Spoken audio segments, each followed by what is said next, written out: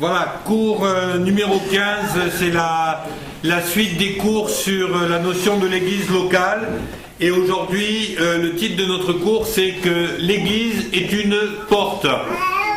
Et vous allez voir que c'est important de comprendre toute la notion qu'il y a derrière cette notion de porte dans l'église, parce qu'il est important de considérer que si l'église était un lieu où on rentre et on s'assoit, eh ben, on n'a pas compris ce qu'était l'église. L'église, en vérité, c'est pas un lieu, c'est pas une salle d'attente, c'est une porte. Et il est important d'apprendre à passer cette porte dans les deux sens. C'est-à-dire une porte qui nous permet de rentrer dans le royaume de Dieu, mais aussi une porte qui nous permet de sortir vers le monde pour pouvoir aller témoigner de l'évangile dans le monde. Amen. Amen. Voilà. Alors, vous savez, souvent les gens me disent, oui, mais tu sais, on n'a pas trop d'instructions sur ce qu'est l'Église dans le Nouveau Testament. On ne sait pas trop qu'est-ce que c'est l'Église, comment elle doit fonctionner. Et c'est vrai que si on prend l'ensemble du Nouveau Testament, on a très peu d'informations sur l'Église. Par contre, très peu d'informations ne signifie pas qu'on n'a pas des informations. Et surtout, ça ne signifie pas qu'on n'a pas des informations précises sur ce qu'est l'église locale et à quoi elle est appelée. Et je voudrais qu'on partage un premier verset, c'est ce verset de Matthieu dans lequel Jésus va parler à Pierre et va lui parler de l'église justement.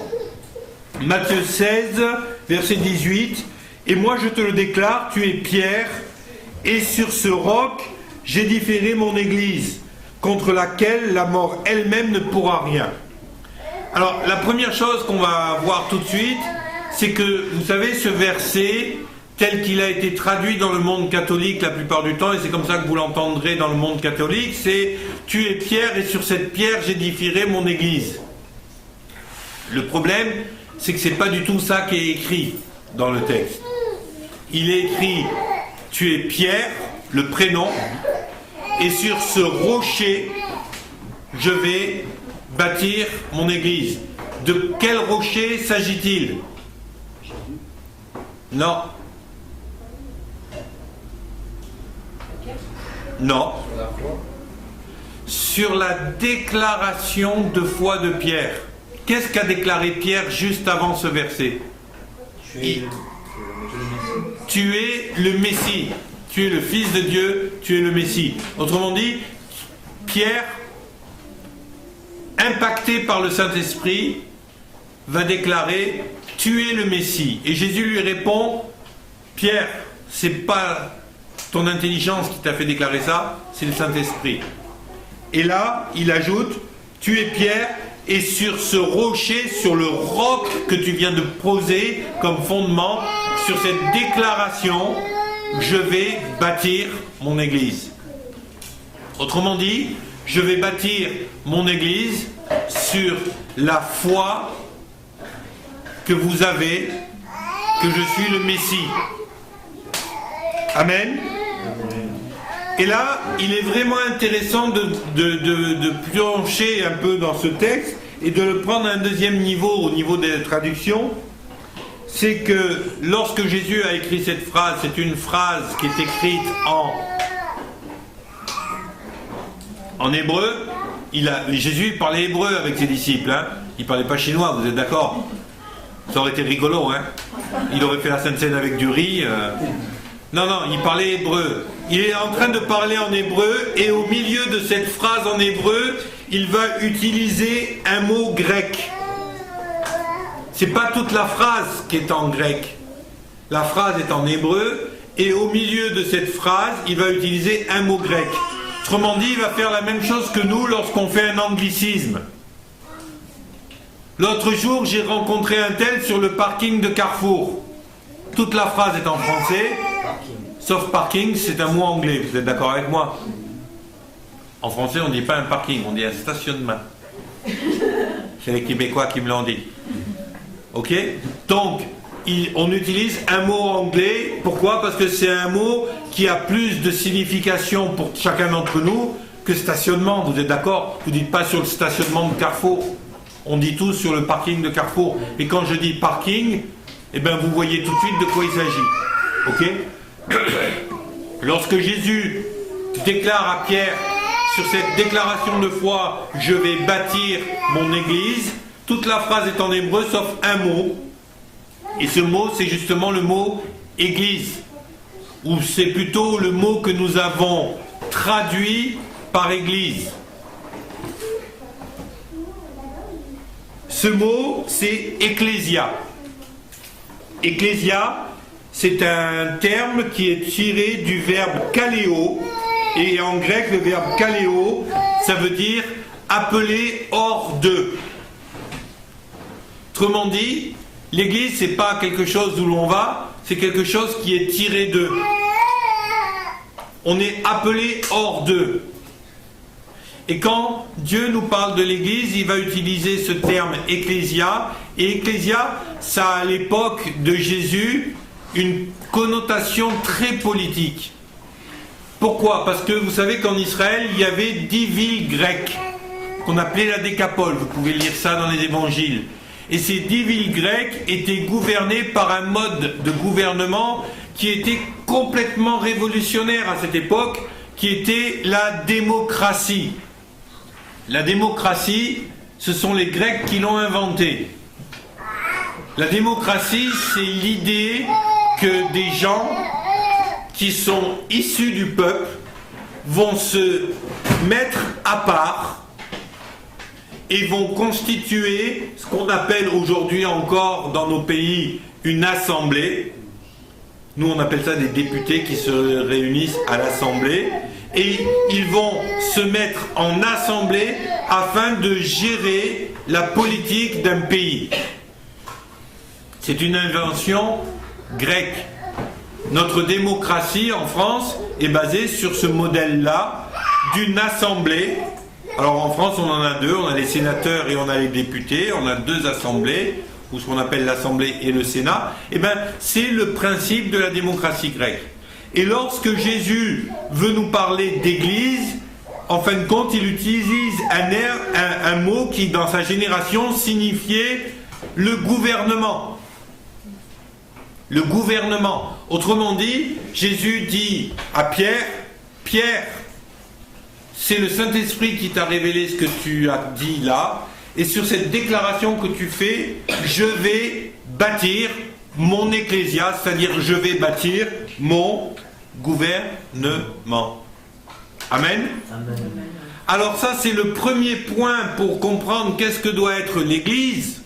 Et là, je vous parle de l'Église locale. La semaine dernière, on a parlé de l'Église, le corps de Christ, et la notion d'unité du corps de Christ. Mais aujourd'hui, je vous parle bien de l'Église locale. Le rôle de l'Église locale, c'est d'être le gouvernement de Jésus dans la cité. Alors vous allez me dire, ouais mais attends, là il y a un truc qu'on ne comprend pas, parce que c'est pas nous qui gouvernons la cité, c'est la mairie. Et c'est vrai que c'est la mairie qui gouverne la cité. Maintenant, est-ce que tout ce que fait ce monde est juste? Non. Eh bien moi je vais vous dire, dans le cœur de Dieu, c'est à nous de gouverner la cité. Mais pas de la gouverner en étant assis à la mairie.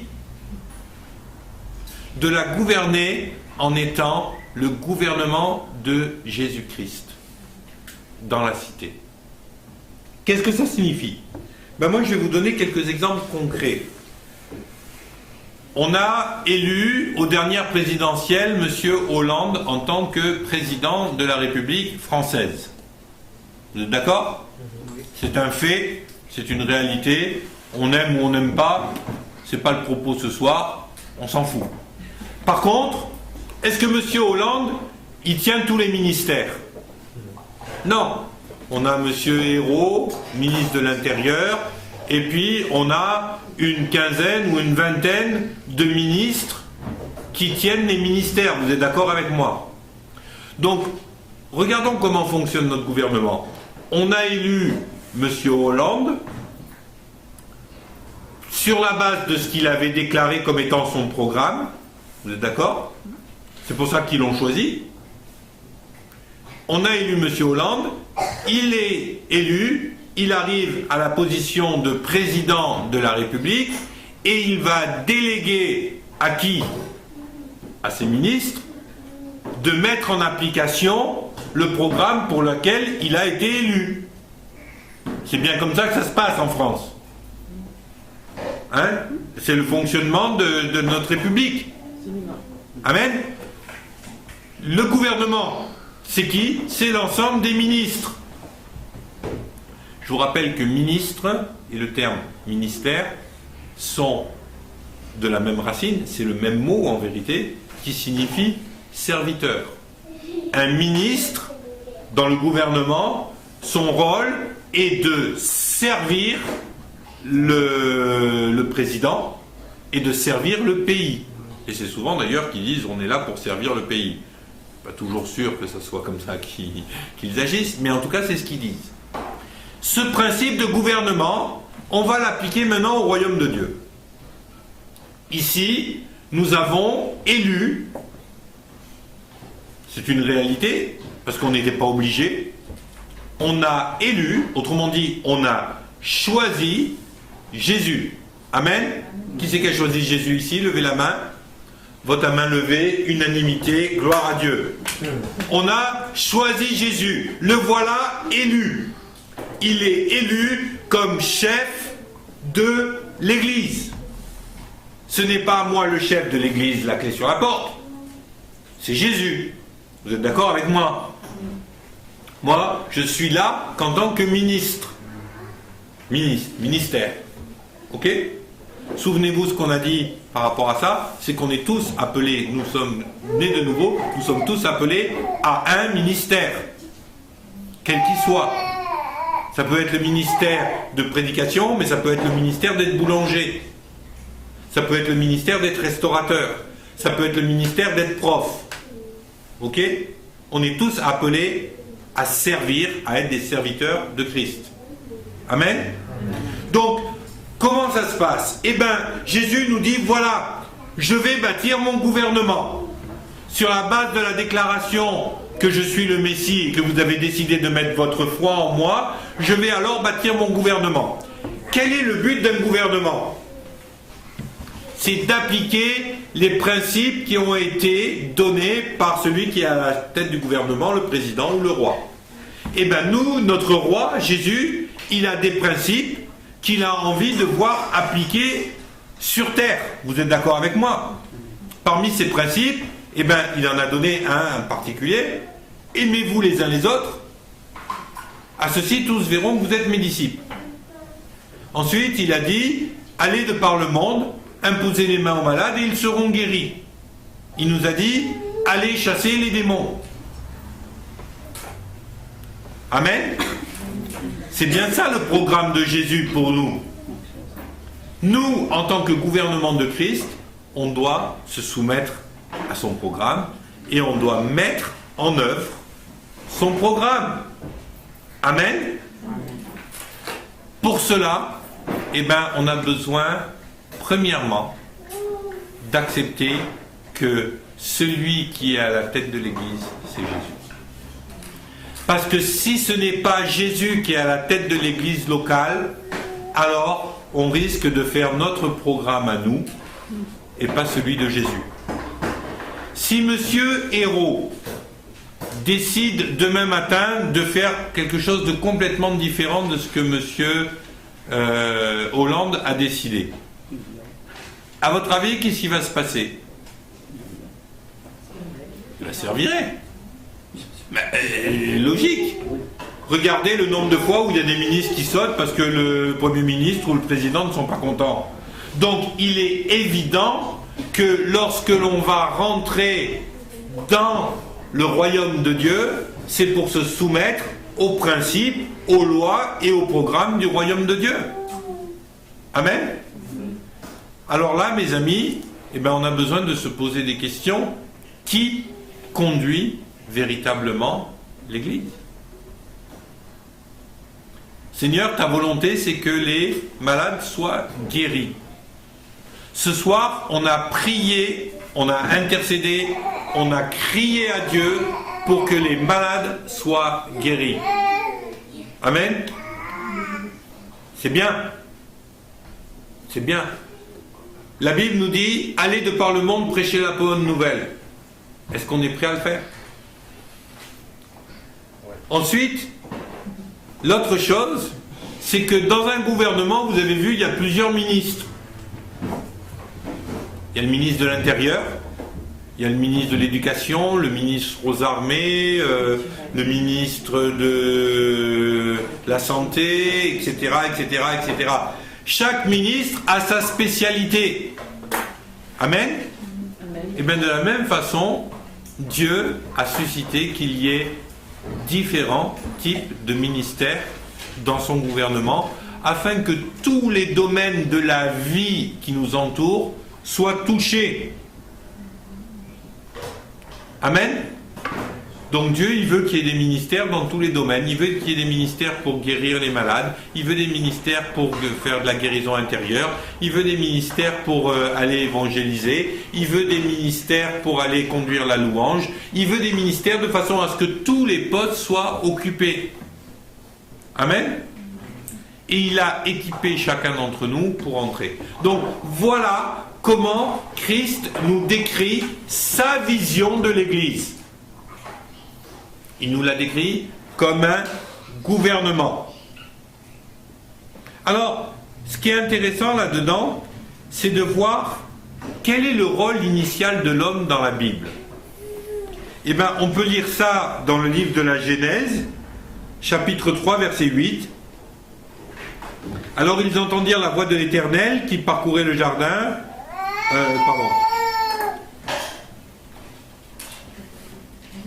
Attendez, je me suis trompé de texte. Oui. Quel est le rôle de l'homme? Quel était le rôle de l'homme dans le jardin d'Éden? Dieu créa l'homme à son image, il le créa à l'image de Dieu, il le créa l'homme et la femme, Dieu les bénit, et Dieu leur dit, soyez féconds, multipliez-vous, remplissez la terre, assujettissez-la, dominez sur les poissons des mers, sur les oiseaux du ciel, sur tous les animaux qui se meurent sur la terre. L'Éternel Dieu prit l'homme et le plaça dans le jardin d'Éden pour le cultiver et le garder, et l'homme donna des noms à tout le bétail, des oiseaux du ciel, à tous les animaux des champs, etc., etc., etc. C'est quoi comme rôle, là? De gouverner. Il a donné à l'homme l'autorité sur l'ensemble du jardin et sur tous les animaux de la terre. Ok? Qu'est-ce qui se passe? Ben, il y a eu la chute. Ils ont pris cette autorité qu'il leur avait donnée, ils ont pris cette gouvernance qu'ils avaient reçue, et ils en ont fait cadeau à qui? À qui? Au diable. Amen. Vous savez pourquoi? À quoi on peut dire ça? On peut dire ça parce que lorsque Jésus a été tenté dans le désert pendant 40 jours et que le diable est venu vers lui, il lui a dit, voilà, je te mets devant toi tous les royaumes de la terre, ils m'appartiennent. Autrement dit, toute l'autorité lui appartenait, hein. Tous les royaumes de la terre, sauf sur Israël. Petite précision. Puis il a dit, voilà, tout ça c'est à moi, je te le donne. Mais pour ça, il faut que tu te prosternes devant moi et que tu m'adores. Est-ce que Jésus a remis en question le fait que tous ces royaumes appartenaient au diable? Non. Pourquoi? Parce qu'ils étaient légalement la possession du diable. Les royaumes de toute la terre appartenaient véritablement au diable. Le seul qui n'appartenait pas au diable, c'était Israël parce qu'il appartenait à Dieu. Mais il n'y avait plus rien pour les hommes. Par contre, qu'est-ce qui se passe après la mort de Christ? Christ revient de la mort et qu'est-ce qu'il dit? Toute autorité m'a été donnée sur la terre comme dans les cieux. Et le diable n'a plus d'autorité légale sur aucune des nations du monde.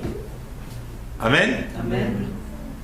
Cette autorité, à qui elle appartient aujourd'hui? Au corps de Christ. Pourquoi? Pourquoi? Parce qu'il est mort sur la croix pour tous nos péchés. Voilà, et parce qu'il nous le dit. Je vous ai donné toute autorité. Pour manifester quoi? Pour manifester le gouvernement de Dieu sur terre. Autrement dit, mes amis, le rôle de l'Église aujourd'hui, c'est de reprendre possession de toute la terre.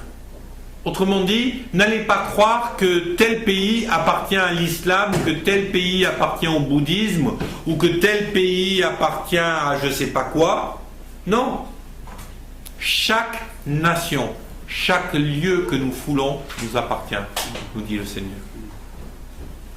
Mais pour ça, il va falloir que l'on mette en application les principes du royaume. Parce que si on essaye d'aller contre les royaumes de ce monde, avec les armes de ce monde, on n'arrivera à rien. Mais si on va contre les royaumes de ce monde avec les armes et les principes du royaume de Dieu, alors mes amis, l'onction va descendre, la gloire de Dieu va descendre et les jougs vont péter. Amen. Le rôle de l'église locale, c'est celui-là. C'est pas autre chose. On n'est pas là pour faire beau dans le paysage, on n'est pas là pour construire des cathédrales, on n'est pas là pour donner un petit peu de musique de temps en temps, un petit peu de prière de temps en temps. On est là pour gouverner ce monde parce que toute autorité a été donnée à Christ et que nous sommes aujourd'hui le corps de Christ. Amen. Amen. Donc aujourd'hui, le rôle de l'Église, c'est ça. Et pour comprendre ça, on a besoin de comprendre les principes du royaume de Dieu. Les principes du royaume de Dieu, c'est des principes qui sont complètement à l'opposé des principes de ce monde. Dans ce monde, on te dit que si tu veux t'élever, il faut écraser les autres. Moi, je suis désolé, mais Jésus, il a expliqué à ses disciples, au moment de la Sainte Seine, que c'était le contraire qu'il fallait faire. Il a dit, voilà comment les gens exercent leur autorité dans le monde. Mais vous ne faites pas la même chose. Au contraire, si vous voulez être le plus grand parmi l'un d'entre vous, soyez le serviteur de tous les autres. Amen. Voilà un principe qui défie les principes de ce monde. Mais je peux vous garantir qu'à chaque fois que vous appliquez ce principe, même dans le monde, vous en récoltez les fruits. Le principe du monde, c'est qu'il vaut mieux avoir un bon paquet et puis retenir et être économe et puis avoir du fric et puis faire bien gaffe, parce qu'on ne sait jamais. Autrement dit, le principe du monde, il est basé sur je possède et je suis dans l'avarice. Ok ? Le principe de Dieu, c'est l'inverse. C'est donner. Il y a plus de joie à donner qu'à recevoir. Ça, je suis sûr que Tyson, il était tout à fait d'accord avec ce verset. Il y a plus de joie à donner qu'à recevoir, surtout sur un ring de boxe. Mais moi, je vais vous dire une chose. Dans ce monde, il y a en effet beaucoup plus de joie à donner qu'à recevoir. Et il faut qu'on réapprenne à donner. Ce monde, il ne donne pas. Ce monde, il n'a pas envie de donner. Mais nous avons été donnés à ce monde. On a été donné en tant que corps de Christ, on a été donné. Vous savez, quand vous lisez Jean 3,16, car Dieu a tant aimé le monde qu'il a donné son Fils Jésus-Christ afin qu'il... Amen, merci. Vous pouvez remplacer aujourd'hui Jésus-Christ par chacun d'entre vous. Car Dieu a tant aimé le monde qu'il a donné Nathan, Fabien, Corinne. Pourquoi ? Parce que Fabien, Corinne, Nathan sont appelés à témoigner du Messie d'Israël à ce monde. Comment entendront-ils si vous n'y allez pas ? Vous êtes un cadeau de Dieu pour ce monde. Amen. Amen. Et si nous réalisons que nous sommes un cadeau de Dieu pour ce monde, alors les choses vont commencer à évoluer dans notre tête. Parce que Dieu, quand il fait des cadeaux, il ne fait pas des cadeaux pourris. Amen. Amen. Dieu, quand il donne quelque chose, il donne toujours quelque chose de précieux. Est-ce que vous croyez que Jésus, c'était pas précieux ? Dieu, il vous trouve encore plus précieux que Jésus, puisqu'il a accepté d'échanger Jésus contre vous. Et aujourd'hui, il dit, si vous êtes d'accord, je veux vous donner à ce monde, afin que ce monde croie et ne périsse pas, et qu'il ait la vie éternelle. si nous ne prêchons pas l'évangile, qui va le faire? Mais si nous voulons amener ce principe, on ne va pas prêcher l'évangile avec les principes du monde. Vous savez, parfois, vous avez des gens, ils prêchent l'évangile, vous avez l'impression que c'est un commercial qui vous demande de signer en bas du contrat de vente, quoi, le plus rapidement possible. Mais moi, je suis désolé, c'est pas ça l'évangile. Ça, c'est, excusez-moi, c'est des bêtises. Moi, j'ai pas besoin d'enrober l'évangile pour qu'il soit acceptable. L'évangile, on l'accepte ou on l'accepte pas. Mais la réalité de l'évangile, c'est que tous sont péchés, sont privés de la gloire de Dieu, et que si Dieu n'avait pas donné son Fils par amour pour nous, eh ben on ne pourrait pas se présenter devant lui. C'est ça la vérité de l'évangile. Autre principe, c'est d'apprendre la libéralité. Qu'est-ce que ça veut dire, la libéralité? Ça veut dire donner facilement. Mais pourquoi est-ce que ça s'appelle libéralité? Vous savez que la Bible en parle comme d'un ministère, hein? Le ministère de libéralité. Mais pourquoi ce terme libéralité? Vous savez d'où ça vient, ce terme de libéralité? Ça vient du mot libérer. Quand vous exercez la libéralité, vous libérez non seulement la bénédiction sur les gens en qui vous avez exercé la libéralité, mais vous libérez la bénédiction sur votre propre vie. Amen. Quand vous essayez toujours de retenir, eh ben, vous bloquez la bénédiction sur les autres, et Dieu risque de vous demander des comptes à ce sujet-là, et vous bloquez la bénédiction sur votre propre vie. Le principe de la semence et de la libéralité, mais ça devrait être quelque chose d'acquis. Pourquoi? Parce que si on veut vraiment être béni, qu'on le veuille ou non, on a besoin d'apprendre la libéralité. Semez, vous recevrez. Amen. Moi, je crois qu'il est temps que les chrétiens réalisent ce genre de choses et rentrent dans ce genre de dimension. Pourquoi est-ce qu'on a un programme de banque alimentaire et pourquoi on a un programme pour aider les pauvres dans notre assemblée? Parce que ça s'appelle de la libéralité. Vous savez, parfois vous donnez à manger, les gens ils partent et puis vous les revoyez plus. Et alors? Moi je vais vous dire, quand j'ai vu la dame qui est venue passer le jour de l'an avec nous, avec sa fille, qui était en larmes, parce qu'on l'a aidée, parce qu'on l'a nourrie, parce qu'on l'a invitée pour le jour de l'an, parce qu'elle a été touchée, bouleversée dans son cœur avec sa petite fille là. Et c'était tellement beau de voir son regard. Ben, c'est vrai qu'elle n'est pas revenue. Mais moi je sais qu'on a fait ce que Dieu attendait de notre part. Pourquoi on va faire les jardins partagés? Parce qu'on a envie d'aider. La Bible nous dit que ça devrait être une priorité pour le corps de Christ de s'occuper des pauvres. Est-ce que c'est une priorité? Ben non, il n'y a pas besoin de le faire, il y a les restos du cœur. Moi je dis toujours merci Seigneur pour les restos du cœur. Béni, j'espère juste une chose, c'est qu'avant de mourir, Coluche, il ait une révélation de Christ et qu'il se soit tourné vers toi Seigneur. Je serais tellement heureux de le voir là-haut. Parce que, excusez-moi, il a fait le travail de l'Église. Il a fait le travail de l'Église. Il y a beaucoup de choses aujourd'hui, vous savez, on attend toujours que le gouvernement le fasse.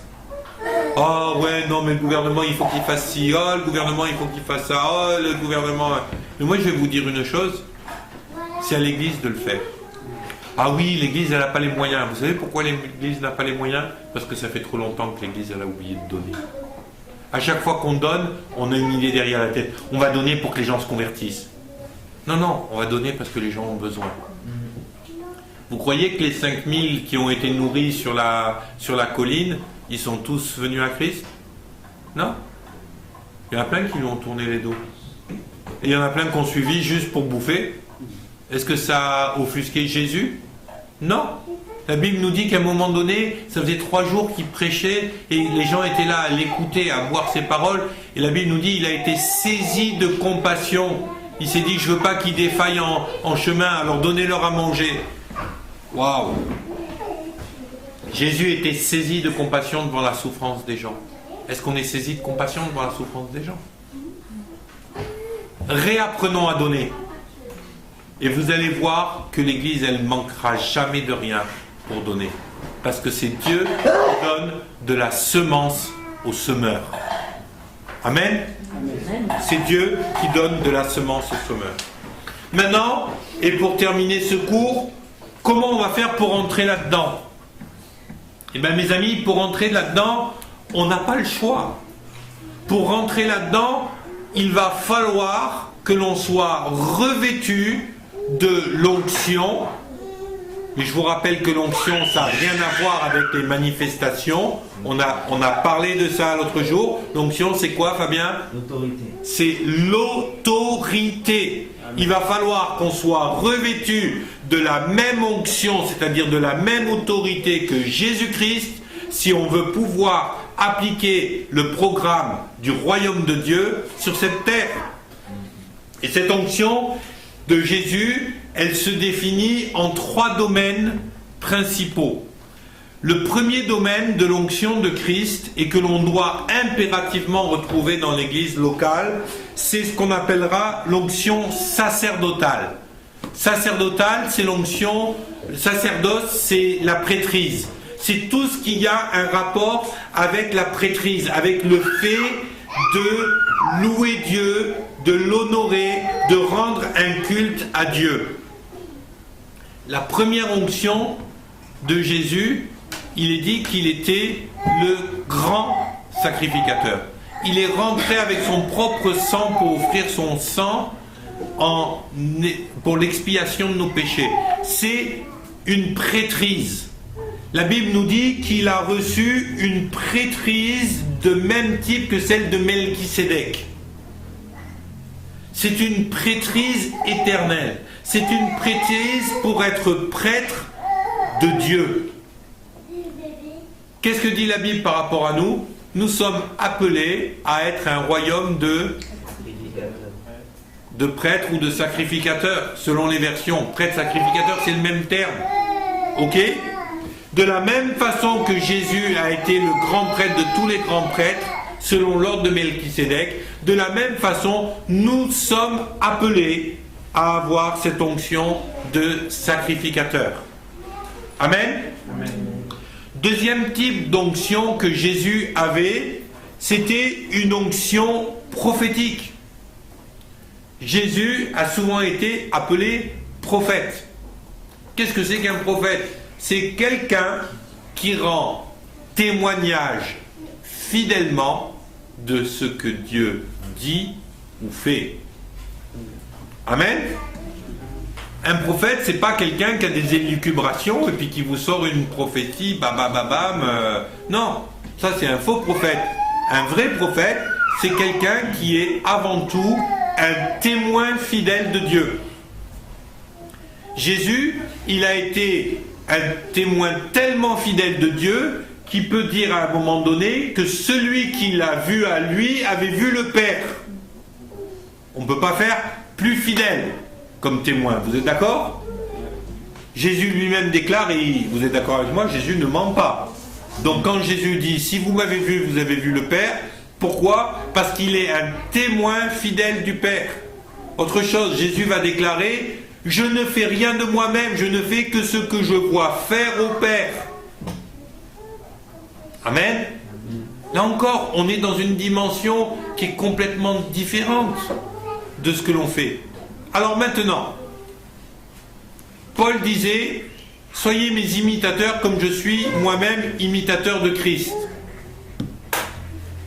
Moi je crois que Paul avait un objectif, c'était d'être un fidèle imitateur de Christ. Et il a certainement été fidèle dans certains domaines, en tout cas, puisque Paul a fait des signes, des prodiges, des miracles, au même titre que Jésus les avait fait. Paul a ressuscité un mort. Il a guéri des malades. Amen. Il a été enlevé au ciel. Il a été enseigné par Christ lui-même. Paul était un fidèle témoin de Christ. Et nous, est-ce qu'on n'est pas appelé à être de fidèles témoins de Christ? On est appelé de la même façon à être de fidèles témoins de Christ. Pourquoi? Parce qu'en étant un fidèle témoin de Christ, le monde verra que nous avons été envoyés. Amen. L'onction prophétique, elle consiste à être de fidèles témoins de Christ. D'un autre côté, et là je vous parle de l'onction prophétique, je ne vous parle pas des dons qu'on avait vus dans les cours précédents, je vous parle de l'onction prophétique. Est-ce que notre attitude, notre amour, notre compassion, notre façon de fonctionner est un témoignage de ce que nous sommes appelés à vivre lorsque nous serons avec Dieu dans la Nouvelle Jérusalem? C'est une bonne question à se poser. Amen. Troisième type d'onction, Jésus, il est appelé Prince de paix, Roi des rois, Seigneur des seigneurs. C'est une onction royale. Et de la même façon que Jésus était revêtu d'une onction royale, est-ce que nous sommes capables de nous laisser revêtir de cette onction royale lorsque nous vivons ici-bas sur cette terre? La Bible nous dit que nous sommes appelés à être la tête et pas la queue, à être de ceux qui prêtent et non de ceux qui empruntent, à être de ceux qui manifestent la gloire de Dieu. On a parlé tout à l'heure pendant le jeûne et prière de gloire. Est-ce qu'on est glorieux? Moi, ce que je sais, c'est que Jésus revient chercher une épouse glorieuse. Amen. Donc, mon objectif, à moi, c'est de chercher la gloire de Dieu. Et moi, je vais chercher la gloire de Dieu dans cette assemblée, parce qu'il y a tout ce qu'il faut dans cette assemblée pour qu'on voie la gloire de Dieu. Parce que Dieu est là. Le Saint-Esprit est là. Et on veut laisser Dieu agir. Donc si on est plusieurs à vouloir laisser Dieu agir, je suis convaincu qu'il va finir par agir. Amen. Et quand Dieu agit, il agit avec gloire en Jésus-Christ. Et quand Dieu donne, il donne avec gloire en Jésus-Christ. Amen. Amen. Donc moi, c'est pour ça que j'ai signé. J'ai pas signé pour un duo au rabais, quoi. Amen. Voilà les trois types d'onction qui étaient en Christ. Et il est important que ces trois types d'onction, nous puissions les retrouver concrètement au milieu de nous. Il est important que ces trois types d'onction, nous puissions les recevoir, s'en accaparer et les manifester au milieu de nous. Amen. Voilà. Donc, je mets le cours à disposition, c'est le cours numéro 15. Je le mets à disposition tout de suite sur Dropbox.